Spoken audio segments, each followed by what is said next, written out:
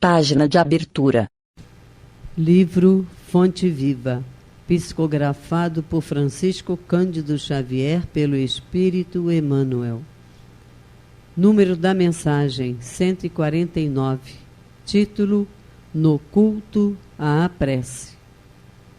E tendo eles orado, tremeu o lugar onde estavam reunidos, e todos ficaram cheios do Espírito Santo.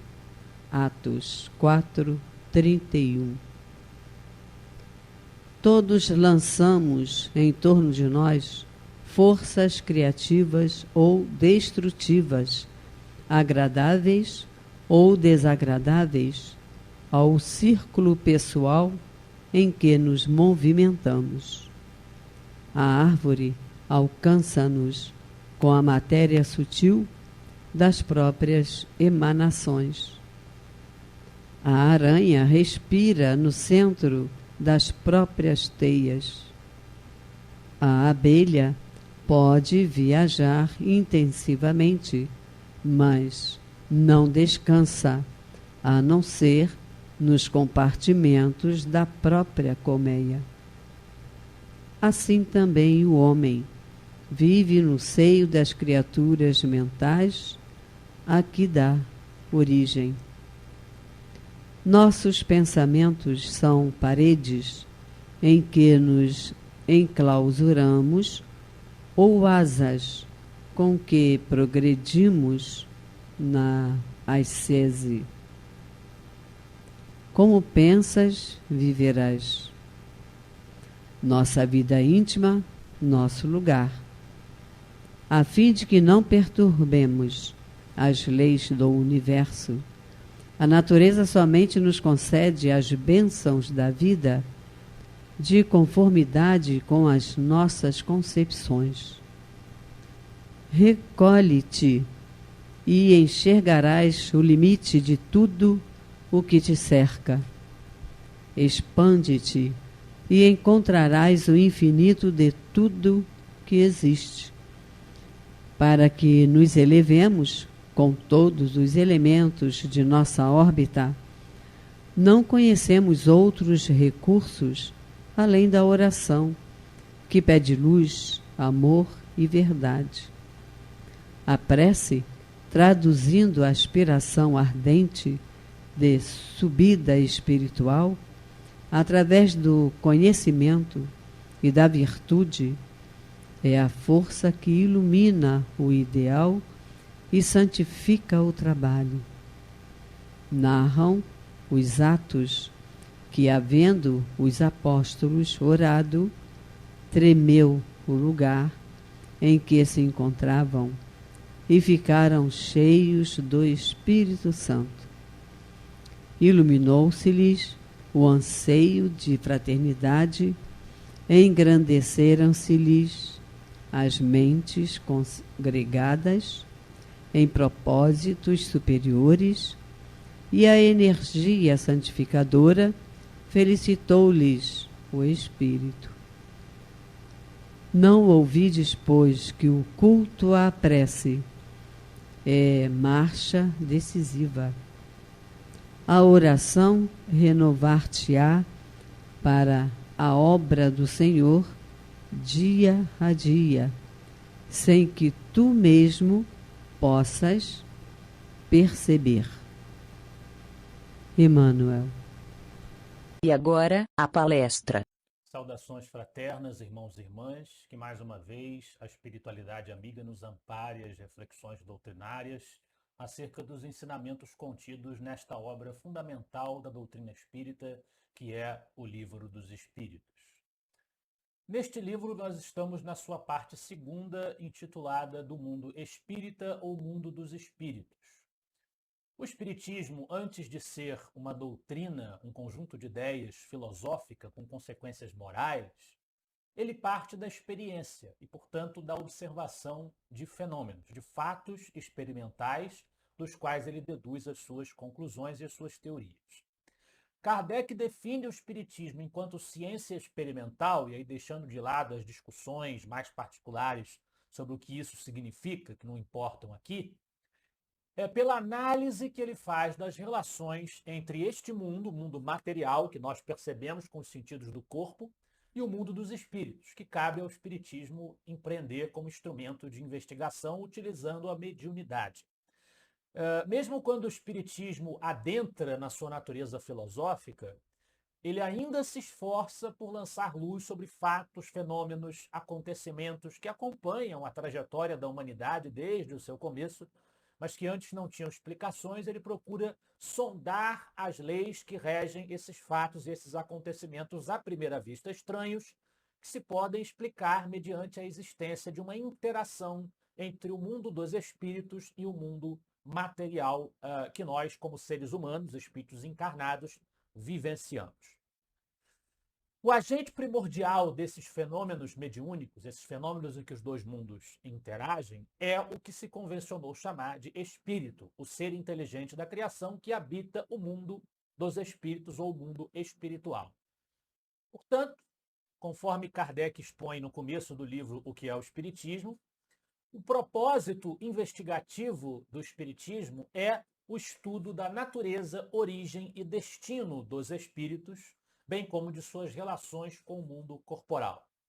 O objetivo dessa parte segunda de O Livro dos Espíritos, em que nós estamos presentemente, é exatamente detalhar o que foi possível a Kardec descobrir, investigar, através da interação com os próprios espíritos, das perguntas que ele fazia aos espíritos, sobre quem são, o que são e quem são esses espíritos, de onde eles vieram, para onde eles estão caminhando, como é que é a sua vida no mundo espiritual e que tipo de relações eles estabelecem conosco aqui no mundo material. Sobre esse aspecto das relações, o Livro dos Médiuns viria desenvolvê-lo de uma forma mais minuciosa e mais sistemática, mas filosoficamente essa parte segunda já introduz também esse tema.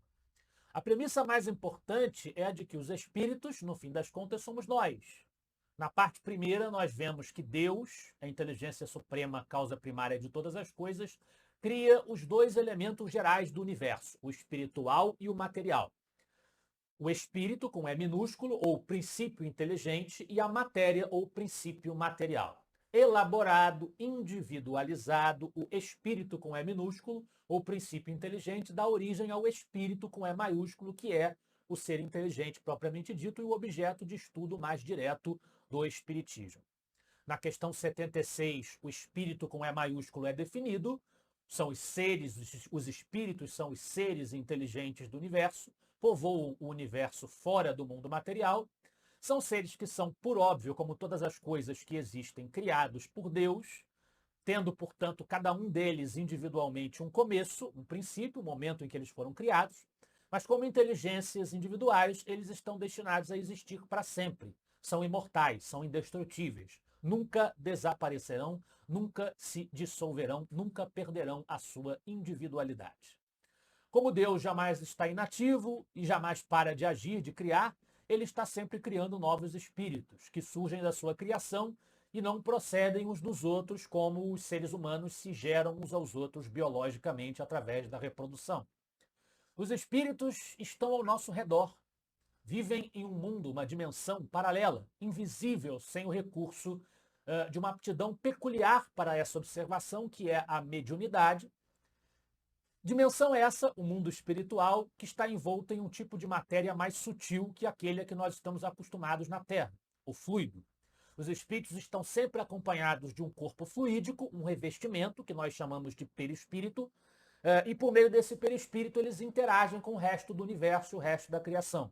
Até no próprio mundo espiritual, interagindo com os fluidos, o pensamento, que é a linguagem dos espíritos, se desloca através dos fluidos, do fluido universal, que é a matéria elementar, e por meio do perispírito, os espíritos são capazes de, vinculando-se a médiuns, produzir fenômenos, os fenômenos mediúnicos, que despertaram a atenção de Allan Kardec e levaram ao nascimento da doutrina espírita.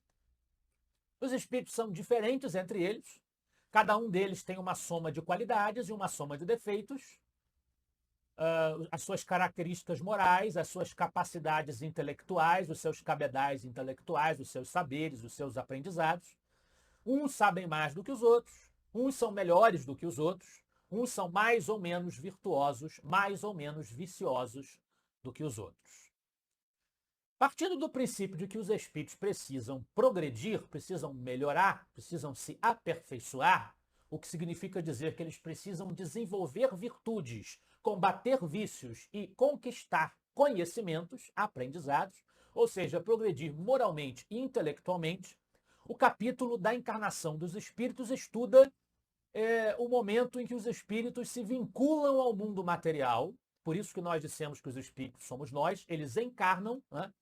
A encarnação dos espíritos, a justificativa da necessidade dessa encarnação, porque ela acelera o progresso, e o espírito vive no mundo material experiências que ele não pode viver no mundo espiritual, e é essa encarnação a relação mais íntima entre o espírito e a matéria, porque o espírito está, entre aspas, ele mergulha no mundo material, se insere no mundo material através da sua vinculação a um corpo físico.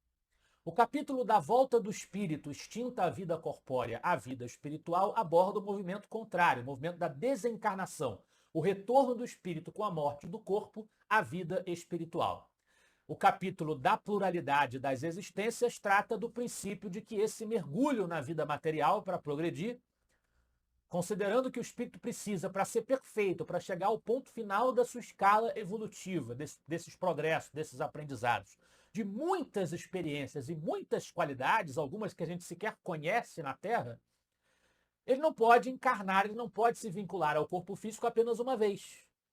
É preciso encarnar várias vezes, em várias famílias, vários sexos, vários países, vários estilos de vida e até vários planetas. Esse é o princípio da reencarnação, ou seja, a encarnação não acontece apenas uma vez, e sim várias. Entre uma encarnação e outra, o espírito vive a vida no mundo espiritual, sobre a qual o capítulo 6º da vida espírita desenvolve a sua abordagem. Nós estamos agora no capítulo 7º, da volta do espírito à vida corporal, que trata do processo em si, como é que se dá, uma vez que nós já vimos que ele tem justificativa, que ele tem razão de ser, que ele faz parte da vida do espírito para o seu progresso, como é que acontece a encarnação? O momento em que o espírito que está vivendo livre no mundo espiritual se liga a um corpo físico e penetra, por assim dizer, nesta vida material que nós vivemos enquanto espíritos encarnados. No subtítulo Prelúdio da Volta, Kardec investiga como se dá o processo de preparo para a reencarnação. Os espíritos informam que a reencarnação é uma necessidade fatal da vida do espírito errante. Errante, como se convencionou chamar, Kardec até tentou mudar essa palavra, mas ela pegou. É o espírito no seu estado de liberdade entre uma encarnação e outra, enquanto ele está progredindo.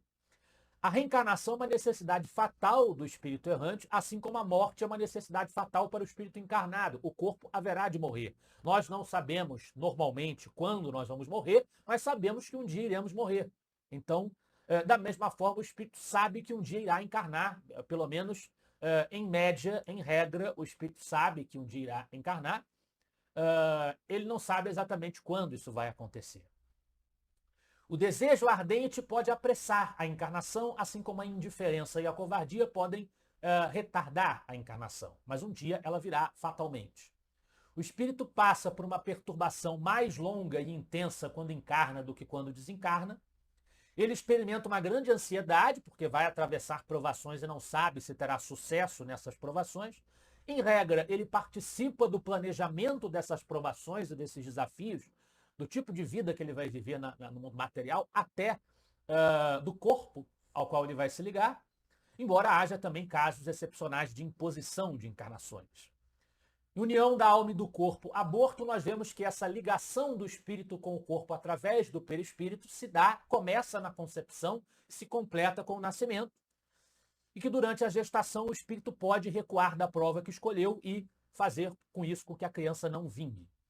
Na questão 352, que é importante para o tema que nós estudamos hoje, nós aprendemos que o espírito encarnado não recobra plenamente ao nascer as suas faculdades. Dizem os espíritos, elas se desenvolvem gradualmente com os órgãos. O espírito se acha numa existência nova. Preciso é que aprenda a servir-se dos instrumentos de que dispõe. As ideias lhe voltam pouco a pouco como uma pessoa que desperta e se vê em situação diversa da que ocupava na véspera. Já no subtítulo Faculdades Morais e Intelectuais do Homem, fica claro que as nossas virtudes, os nossos vícios, assim como os nossos conhecimentos, os nossos saberes, isso também é fundamental para o tema de hoje, são próprios da nossa individualidade, ou seja, do espírito, do ser inteligente da criação que nós essencialmente somos, e não do corpo em que nós estamos nesse momento encarnados. Nós somos bons ou maus, generosos ou cruéis, habilidosos nisso ou naquilo, dotados de inteligência e destreza para isso ou para aquilo, porque o espírito tem essas qualidades, não porque o corpo tem, porque o organismo físico tem.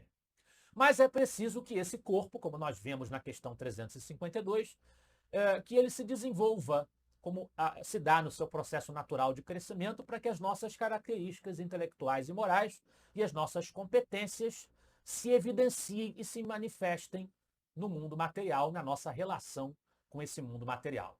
É o corpo físico o instrumento pelo qual o espírito trava a sua relação com esse mundo material e vive nele as suas sensações e as suas experiências. O tema de hoje, entre as questões 367 e 370, constitui um subtítulo completo, Influência do organismo. Ele vai mostrar exatamente o impacto que o corpo tem sobre o espírito e sobre a sua capacidade de se expressar no mundo material. Kardec começa perguntando: unindo-se ao corpo, o espírito se identifica com a matéria? Resposta: a matéria é apenas o envoltório do espírito, como o vestuário o é do corpo. Unindo-se a este, o espírito conserva os atributos da natureza espiritual. O objetivo da pergunta é deixar claro se existe ou não algum tipo de, por assim dizer, assimilação, de confusão de essência entre o espírito e a matéria por conta da encarnação.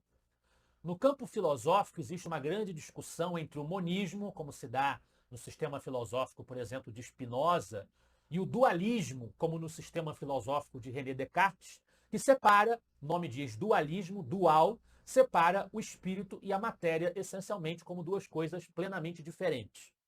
Alguns escritores e pensadores espíritas, como o brasileiro José Herculano Pires, sugerem que, em uma certa acepção do termo, a visão espírita pode até ser considerada monista, no sentido de que ela propõe uma estrutura orgânica da realidade em que a matéria está subordinada ao espírito e tudo faz parte de uma mesma unidade da criação. Mas, rigorosamente falando, a doutrina ela é bastante objetiva, nesse livro, o Livro dos Espíritos mesmo, em separar os dois princípios, o material e o espiritual, como dois elementos distintos e gerais do universo. O monismo materialista dos cientistas que atribuem ao cérebro todas as características do espírito, ou até o monismo de alguns religiosos que defendem a ideia da ressurreição do corpo e que a alma estaria ligada essencialmente ao corpo e nunca se separaria dele, não tem eco no espiritismo, que nesse sentido está mais próximo às ideias cartesianas, às ideias de Descartes. O corpo de que o espírito se reveste é só um instrumento temporário. Depois que a encarnação acaba, o espírito não tem nenhuma ligação mais com aquele corpo, concretamente falando. Ele pode até estar moralmente ligado ao corpo em decomposição, o que denuncia a sua inferioridade, o seu sofrimento moral. Mas, essencialmente, ele está livre do corpo. Ele não tem mais ligação nenhuma com o corpo e nunca mais terá ligação nenhuma com o corpo. O corpo e o espírito se conectam enquanto existe, está ativa a persona, a personalidade humana, este eu, que vive a vida de relação no mundo material, que tem o seu nome, o seu CPF, a sua aparência física, os seus trejeitos, o sujeito terreno que nós animamos durante cada encarnação. Quando nós morremos, essa persona desaparece para sempre, não existe mais essa pessoa que nós somos. Restitui-se ao indivíduo, o espírito, a sua liberdade e, em geral, gradualmente, o espírito recobra a lembrança das outras personas que ele já foi, as várias encarnações que ele já teve, né? E se assume como um indivíduo pleno que é, com todas as suas potencialidades e faculdades manifestas em liberdade no mundo espiritual. Portanto, não há essa conexão duradoura entre o espírito e o corpo. Apenas ela existe durante a encarnação. 368. Após sua união com o corpo, exerce o espírito suas faculdades com liberdade plena? Resposta: o exercício das faculdades depende dos órgãos que lhe servem de instrumento. A grosseria da matéria as enfraquece. Subpergunta A. Assim, o envoltório material é obstáculo à livre manifestação das faculdades do espírito, como um vidro opaco o é a livre irradiação da luz? Resposta é, como um vidro muito opaco, ou seja, o impacto é muito grande. E Kardec acrescenta uma nota. Pode-se também comparar a ação que a matéria grosseira exerce sobre o espírito à de um charco lodoso sobre um corpo nele mergulhado, ao qual tira a liberdade dos movimentos. O espiritismo jamais negou a função dos neurônios, as células do cérebro, do sistema nervoso, ou do corpo físico como um todo, como mecanismos de expressão da individualidade na relação do ser humano, inteligente, o espírito, com o mundo material. E jamais negou também que esse mesmo corpo físico, através do sistema nervoso, das sinapses, das ondas de energia entre os neurônios, por exemplo, que ele estabelecesse condicionantes e determinantes para o funcionamento da memória, limitando, inclusive, a capacidade que o espírito tem de expressar as suas faculdades e experiências previamente adquiridas. De fato, isso é um postulado do espiritismo. O espiritismo sempre afirmou isso. E com isso ele explica, inclusive, algumas enfermidades mentais, como nós vamos ver mais adiante. De modo algum, isso implica que o espírito, como ser independente da matéria, não exista.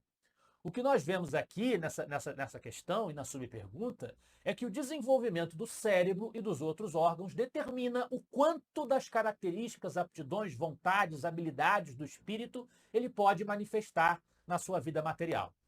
Em algum grau, ele sempre estará podado, porque nós não temos as mesmas sensações, conhecimentos, experiências encarnados das que nós temos quando estamos desencarnados. Se fosse para essa vida ser exatamente igual a outra espiritual, para que encarnar? Então, evidentemente, existe sempre uma limitação e por isso os espíritos falam em vidro muito opaco. Continua Kardec na 369. O livre exercício das faculdades da alma está subordinado ao desenvolvimento dos órgãos? Resposta: os órgãos são os instrumentos da manifestação das faculdades da alma.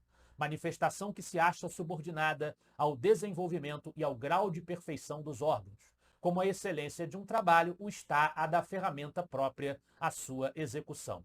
Da mesma forma, por exemplo, que um violão quebrado não vai deixar que o artista toque a música, um corpo que tenha determinadas disfunções não vai deixar que o espírito manifeste certas habilidades, certos efeitos através dele, mas deixará que manifeste outros, que o corpo permita melhor que se manifestem, que sejam adequados às tarefas e provações que o espírito tiver programado para a sua encarnação. Chegamos então à última pergunta, 370. Da influência dos órgãos se pode inferir a existência de uma relação entre o desenvolvimento do cérebro e o das faculdades morais e intelectuais? Resposta: não confundais o efeito com a causa. O espírito dispõe sempre das faculdades que lhe são próprias. Ora, não são os órgãos que dão as faculdades, e sim estas que impulsionam o desenvolvimento dos órgãos. Subpergunta A. Dever-se-á deduzir daí que a diversidade das aptidões entre os homens deriva unicamente do estado do espírito? Resposta: o termo unicamente não exprime com toda exatidão o que ocorre. O princípio dessa diversidade reside nas qualidades do espírito, que pode ser mais ou menos adiantado. Cumpre, porém, se leve em conta a influência da matéria, que mais ou menos lhe cerceia o exercício de suas faculdades. Em outras palavras, as coisas que nós sabemos fazer, os conhecimentos que nós temos, as qualidades que nós demonstramos, que nós desenvolvemos, são nossas, ou seja, são do espírito. O corpo é um canal de expressão desse patrimônio imaterial no relacionamento com o mundo material. Portanto, ao contrário do que acreditam muitos cientistas materialistas, não é o cérebro, com seus neurônios, que forma a identidade e as qualidades intelecto-morais do ser humano. O corpo transmite impressões ao espírito através do perispírito. Isso acontece. E o espírito processa essas impressões e reage a elas, manifestando no corpo as qualidades que ele pode manifestar. A memória, por exemplo, é uma faculdade do espírito. É o espírito que lembra. É o espírito que pensa e sabe. Mas na encarnação, principalmente no estado de vigília, ele não lembra de tudo, ele não conserva todas as suas lembranças. E o cérebro físico, por meio das suas células, do seu sistema de funcionamento, ele processa e concretiza as ideias e lembranças manifestas materialmente falando no ser humano, na persona, e não registra. Ele simplesmente não grava, não registra, não manifesta, não expressa todas as memórias, todas as lembranças, todas as potencialidades do espírito livre. Isso faz com que os cientistas digam erradamente que toda a memória e toda a identidade são apenas fabricações elétricas dessa máquina que é o corpo físico. O espiritismo, demonstrando a existência dos espíritos através da mediunidade, prova, revela, sustenta que há uma instância suprema da memória e do pensamento que não depende dos órgãos físicos. Por fim, nós temos uma nota de Kardec que complementa o raciocínio. Encarnado, traz o espírito certas predisposições. E se admitir que a cada uma corresponda no cérebro um órgão, o desenvolvimento desses órgãos será efeito e não causa. Se nos órgãos estivesse o princípio das faculdades, o homem seria máquina sem livre-arbítrio e sem a responsabilidade de seus atos. Forçoso, então, seria admitir-se que os maiores gênios, cientistas, poetas, artistas, só o são, porque o acaso lhes deu órgãos especiais, donde se seguiria que sem esses órgãos não teriam sido gênios, e que assim o maior dos imbecis teria podido ser um Newton, um Virgílio ou um Rafael, desde que de certos órgãos se achasse provido. Ainda mais absurda se mostra semelhante hipótese se a aplicarmos às qualidades morais. Efetivamente, segundo esse sistema, um Vicente de Paulo, se a natureza o dotara de tal ou tal órgão, teria podido ser um celerado, e o maior dos celerados não precisaria senão de um certo órgão para ser um Vicente de Paulo. Admita-se, ao contrário, que os órgãos especiais, dado existam, são consequentes, que se desenvolvem por efeito do exercício da faculdade, como os músculos por efeito do movimento. E a nenhuma conclusão irracional se chegará. Sirvamo-nos de uma comparação trivial, não obstante verdadeira. Por alguns sinais fisionômicos se reconhece que um homem tem o vício da embriaguez. Serão esses sinais que fazem dele um ébrio? Ou será a ebriedade que nele imprime aqueles sinais? Pode dizer-se que os órgãos recebem o cunho das faculdades. Aqui a gente precisa diferenciar duas situações. As duas acontecem, mas são duas questões diferentes. A primeira, que nós já abordamos, é a limitação que o corpo impõe ao espírito. Se a pessoa, por exemplo, tiver nascido com algum tipo de doença, de enfermidade, de condição mental, por conta do funcionamento do cérebro, da genética, do que seja, que limita o seu desenvolvimento intelectual na vida física, o exercício do raciocínio, a fala, a articulação das ideias, qualquer aptidão como essa, isso não significa que o espírito em si tenha essa doença, que o espírito em si tenha essa incapacidade. O espírito pode ser mais inteligente que homens muito inteligentes, que manifestam a sua inteligência no mundo, na Terra. Ele pode ter mais qualidades que muitos daqueles que podem expressar as suas qualidades de uma forma mais ampla e expansiva. O ser humano, porém, por ele ter aquela doença, porque o corpo tem uma deficiência, uma disfunção, ele não demonstra essa inteligência e essas qualidades. O corpo, nesse sentido, não deixa que o espírito manifeste qualidades. Outra situação, que é o que Kardec está comentando nessa nota, é quando o espírito consegue exibir muitos dos seus méritos, das suas capacidades, da sua inteligência, das suas virtudes, durante a encarnação. Nessa situação, o que Kardec está tentando deixar claro é que o espírito já tem esses méritos e essas capacidades. E ele, portanto, estimula os órgãos do corpo, particularmente o cérebro, a expressar essas qualidades, inteligências e aptidões. E não que o cérebro crie esses méritos e capacidades, como diriam os materialistas. Essa doutrina transformaria os seres humanos em robôs, o que indicaria que o simples manejo das peças do corpo, de uma forma ou de outra, faria com que alguém fosse um gênio, um artista ou um criminoso. O Espiritismo, ao contrário, dignifica a criatura de Deus ao subscrever tanto a sua existência anterior ao nascimento quanto a sua continuidade após a morte, em relação à vida física, a sua independência e a sua continuidade. Atestando com isso a solidariedade que existe entre os dois mundos, o material e o espiritual, e entre todos os momentos da trajetória do espírito, as suas diversas encarnações, as suas diversas presenças na chamada erraticidade, tudo isso é solidário, tudo isso está majestosamente ligado num processo contínuo de aprendizado e desenvolvimento.